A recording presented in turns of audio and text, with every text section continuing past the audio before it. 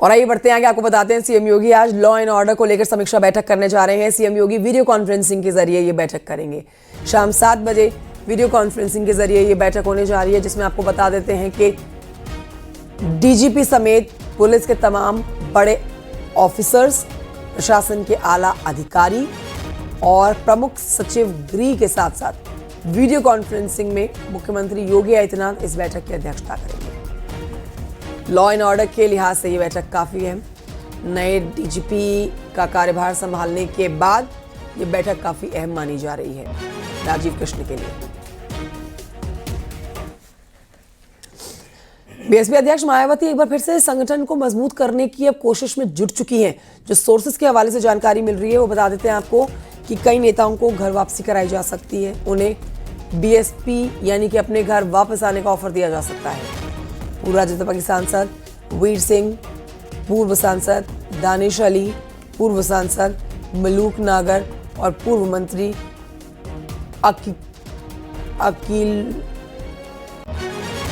अकीलुर रहमान समेत दर्जनों नेताओं को घर वापसी का मौका मिल सकता है। 2027 विधानसभा चुनाव के मद्देनजर पार्टी पुराने साथियों को जोड़ सकती है, ये जानकारी मिल रही है सोर्सेस के हवाले से। अब देखना ये दिलचस्प होगा कि पार्टी छोड़ के दूसरी पार्टियों में गए ये जो साथी हैं मायावती के, जो अब भर भर के पार्टी को भी कोसते हैं, मायावती को भी कोसते हैं, तो ये वापसी करते हैं या फिर नहीं। हालांकि ये सोर्सेस के हवाले से जानकारी हम आप तक पहुंचा रहे हैं।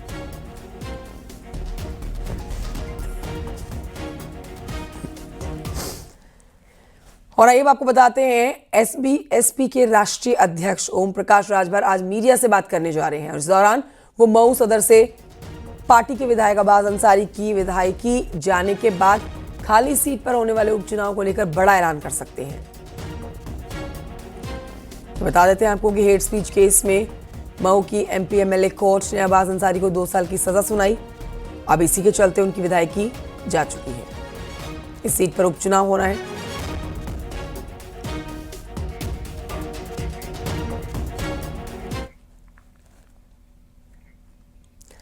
अभिनेत्री और बीजेपी की सांसद कंगना रनौत ने किसानों और महात्मा गांधी पर टिप्पणी कर राष्ट्र 2 के मामले को लेकर आगरा कोर्ट में सुनवाई आज होगी उनके खिलाफ।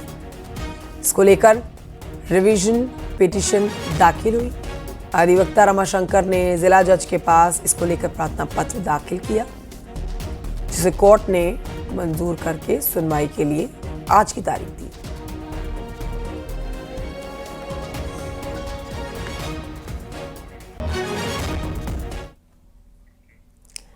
खबर बदायूं से है, जहां पर समाजवादी पार्टी के जिलाध्यक्ष और पूर्व विधायक आशीष यादव के बिगड़े बोल सामने आए हैं। आशीष यादव का ये वीडियो सोशल मीडिया पर वायरल हो रहा है।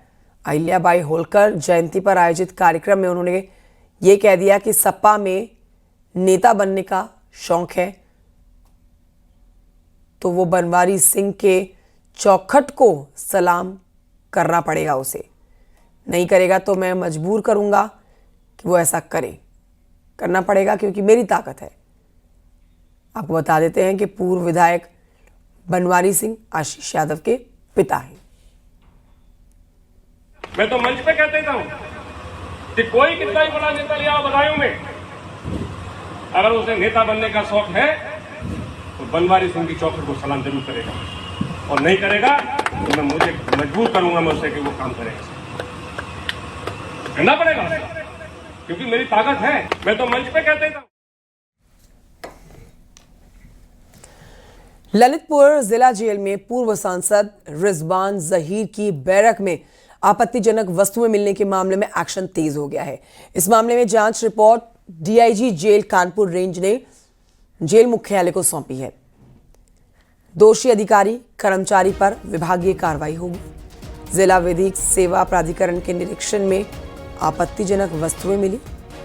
पूर्व सांसद रिजवान जहीर की बैरक में गद्दा, तकिया, बैटरी वाला पंखा, देसी घी, अचार, टिफिन, तेल, साबुन, शैम्पू, क्रीम और इसके अलावा कई और आपत्तिजनक वस्तुएं और यहां तक कि नगद रकम भी बरामद की गई है।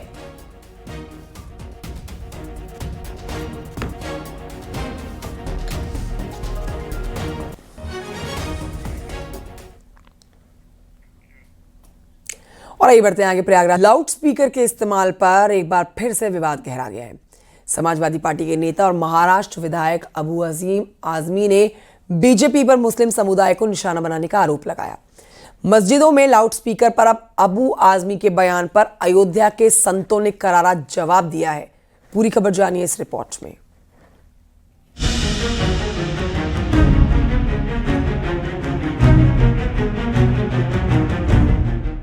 मस्जिदों में लाउडस्पीकर के इस्तेमाल पर चल रहा विवाद थमने का नाम नहीं ले रहा। समाजवादी पार्टी के वरिष्ठ नेता और महाराष्ट्र विधायक अबू असीम आजमी ने बीजेपी को निशाने पर लिया। आजमी ने कहा कि बीजेपी मुस्लिमों को टारगेट कर रही है।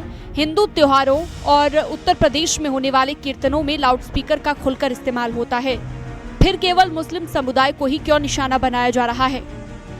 हम अपने पड़ोसी की इज्जत करते हैं, धर्म का मामला है, हम कभी कंप्लेन नहीं करते। मैं यूपी जाता हूं ना, पूरी रात, बहुत सारे यूपी के बैठे होंगे आप लोग, पूरी रात कीर्तन बजता है जोर जोर से, कभी आज तक कोई कंप्लेन नहीं हुआ है। लेकिन मस्जिदों की अजान कितनी देर होती है? मैक्सिमम 1.5 मिनट, 1 से 1.5 मिनट, और उससे इस तरह से जो किया जा रहा है ना, इस पे पाबंदी लगना चाहिए।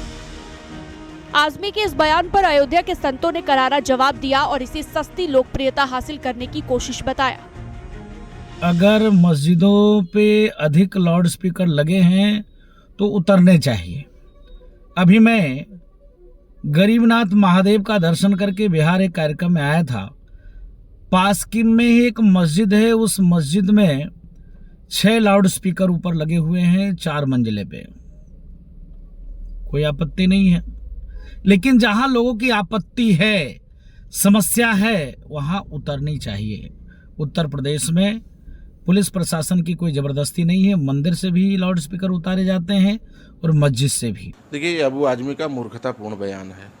अबू आजमी अपने आप को राजनीति में स्थापित करने के लिए, क्योंकि उनका अस्तित्व खत्म हो चुका है, इस तरह का बयानबाजी कर रहे हैं।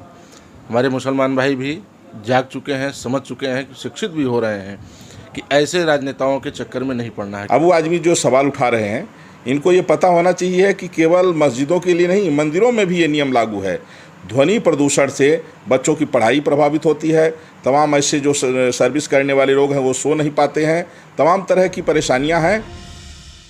लाउडस्पीकर का मुद्दा अब सियासी रंग ले चुका है। Bureau report, news 18।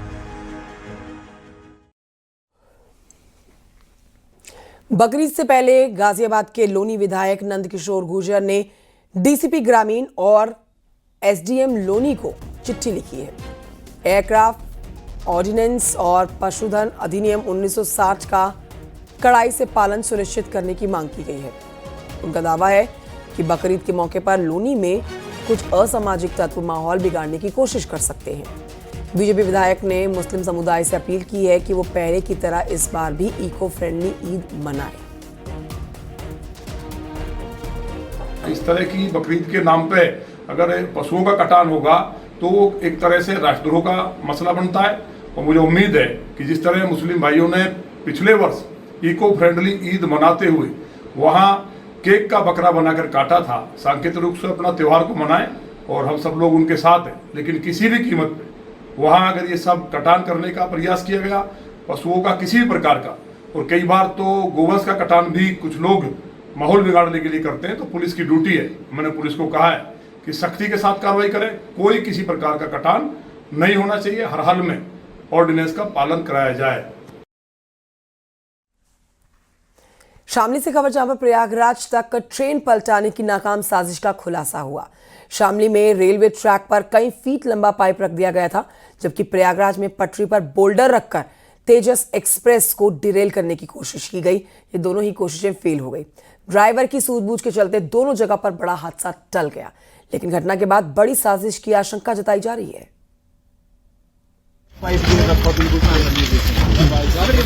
ट्रेन के ड्राइवर साहब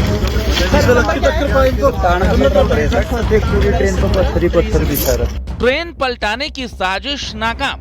प्रयागराज से लेकर शामली तक ट्रैक पर साजिश मास्टरमाइंड कौन? शामली जिले में एक बड़ा ट्रेन हादसा होने से बचा है। ड्राइवर की सूझबूझ से यह हादसा टल गया। दिल्ली सहारनपुर रेल मार्ग पर बलवा गांव के पास शरारती तत्वों ने ट्रैक पर लोहे का मोटा पाइप रखा था। माना जा रहा है कि ट्रेन पलटाने के इरादे से करीब 10 से 12 फीट लंबा लोहे का पाइप रेलवे ट्रैक पर रखा गया था। कितना लंबा पाइप ये रखा बिल्कुल। ट्रेन चालक ने सूझबूझ का परिचय देते हुए पहले ही ट्रेन को रोक लिया। करीब 1 घंटे तक ट्रेन जंगल में खड़ी रही। इस दौरान यात्रियों को परेशानी का सामना करना पड़ा। ये वही घटना स्थल है जहाँ पर जो है ये हादसा हुआ। मैं अपने कैमरामैन से कहूँगा कि दिखाए, ये वही अंडरपास है, शामली जनपद के गांव बलवा के निकट का अंडरपास है, जहाँ पर जो है 10 से 12 फीट लंबा पाइप रेलवे ट्रैक पर पड़ा हुआ था। ये वही रेलवे ट्रैक है और ट्रेन चालक की सूझबूझ से एक बड़ा हादसा टला है। दिल्ली से सहारनपुर के लिए जा रही ट्रेन संख्या 64021 जैसे ही बलवा गांव के अंडरपास के पास पहुंची तो ड्राइवर ने इमरजेंसी ब्रेक लगा दिए। रेलवे ट्रैक पर कई फीट लंबा लोहे का पाइप रखा गया था। ड्राइवर ने जीआरपी को सूचना दी। एसपी जीआरपी समेत कई अधिकारी मौके पर पहुंचे और जांच पड़ताल शुरू की। ट्रैक पर पड़े लोहे के पाइप को हटाया गया और ट्रेनों की आवाजाही शुरू हो गई। आपको दिखाना चाहूँगा कि बराबर में एक जो है किसानों की ट्वेल है, जहाँ पर रात में चोरी हुई है और जो ट्वेल पर जो लोहे की नाल है जो ट्रैक पर रखी गई थी वो वहीं से चोरी की गई थी। साफ तौर पर वहाँ पर जो है निशान है कि वहाँ से उखाड़ी गई और रेलवे ट्रैक पर रखी गई। तो कहीं ना कहीं शरारती तत्वों द्वारा यहाँ पर जो है रेलवे ट्रैक पर इस पाइप को रखा गया और माना ये भी जा रहा है कि शरारती तत्वों द्वारा ट्रेन को पलटाने की साजिश रची गई थी। उधर प्रयागराज में सुपरफास्ट ट्रेन तेजस राजधानी एक्सप्रेस को पलटाने की साजिश रची गई। पटरी पर बोल्डर रखने वाले लोगों की तलाश तेज कर दी गई है। आरपीएफ मामले में सुराग जुटाने के लिए ग्रामीणों से पूछताछ कर रही है। दिल्ली हावड़ा रूट पर भीरपुर और मेजा रोड रेलवे स्टेशनों के बीच ट्रैक पर बोल्डर रखा गया था। कटका और कचरी गांव के पास गुरुवार रात तेजस राजधानी ट्रेन नंबर 12310 की टक्कर पटरी पर रखे पत्थरों से हुई थी। हालांकि लोको पायलट की सूझबूझ से हादसा टल गया था। आरपीएफ ने अज्ञात के खिलाफ मुकदमा दर्ज किया है। बहरहाल सवाल ये है कि ट्रेन पलटाने की साजिश कौन रच रहा है और क्या है असली मकसद। Bureau report, news 18। इस बार योगी सरकार अंतर्राष्ट्रीय योग दिवस पर कई बड़े कार्यक्रम करेगी। योगी सरकार 4000 से ज्यादा जगहों पर योगाभ्यास कार्यक्रम आयोजित करेगी और इसके लिए योगी सरकार ने 5000 लोगों को ट्रेन किया है। अंतर्राष्ट्रीय योग दिवस के अवसर पर 15 जून से 21 जून तक प्रदेश भर में योग सप्ताह मनाया जाएगा। इस दौरान सेमिनार, वर्कशॉप और कई तरह की योग प्रतिक्रियाएं की जाएंगी और प्रतियोगिताएं भी चलाई जाएंगी। सरकार ने ये फैसला किया है कि प्रदेश भर में योग पार्क बनाए जाएंगे। योगी सरकार योग के जरिए लोगों के स्वास्थ्य और जीवन शैली को और बेहतर बनाने के लिए सक्रिय कदम उठा रही है।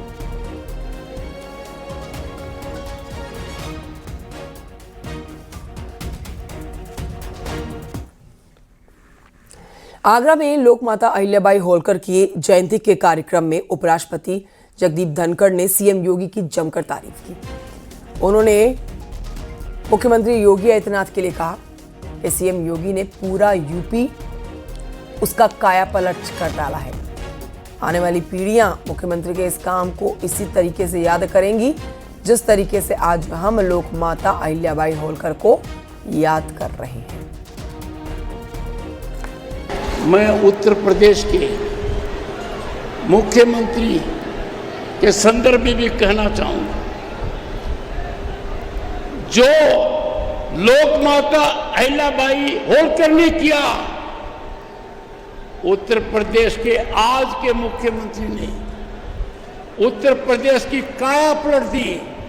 काशी विश्वनाथ, अयोध्या और सभी जगह मथुरा सहित यह काम होगा। आने वाली पीढ़ियां मुख्यमंत्री के इस काम को उसी तरीके से स्मरण करेंगी जिस तरीके से हम आज लोकमाता अहिल्याबाई होलकर को याद रखते हैं। वक्त एक छोटे से ब्रेक का है। ब्रेक के उस पार देखिए पहाड़ की खबरें।